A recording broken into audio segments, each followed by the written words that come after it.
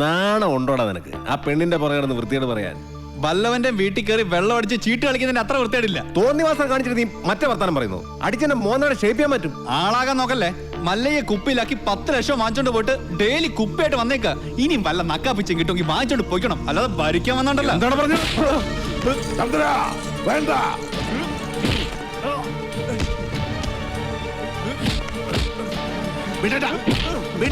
വീടാനല്ലേ പറഞ്ഞത്. അവനെ തൊട്ട കൊണ്ണുകളയുണ്ട്. ഓഹോ, അപ്പൊ എന്നെക്കാളും വലുത് മല്ലേക്ക് ഇയാളാണല്ലേ? നൻകെ നീയും അവനും ഒരു പോലെയാ. ഈ വീടിന്റെ പഴയ ഉടമസ്ഥൻ, അല്ലാതെ എന്ത് ബന്ധം മല്ലേക്ക് ഇയാളായിട്ടുള്ളത്? അങ്ങനെയൊക്കെ ചോദിച്ചാ ഈ ഞാനും ആരാ അല്ലേ? പണ്ട് മസനഗുഡിയിൽ തോട്ടം വാങ്ങിക്കാൻ വന്നപ്പോ നിലവിലുണ്ടായിരുന്ന കാര്യസ്ഥന്റെ മോൻ, അത്രല്ലേ ഉള്ളൂ. അങ്ങനെയാണ് നിന്നെ ഞാൻ കരുതിയിരിക്കുന്നത്. എന്താ ചന്ദ്ര ഇത്? മല്ല എന്നോട് ക്ഷമിക്കണം. മീനാക്ഷിയുടെ മോശമായി പെരുമാറുന്ന കണ്ടപ്പോ പെട്ടെന്ന് ഞാൻ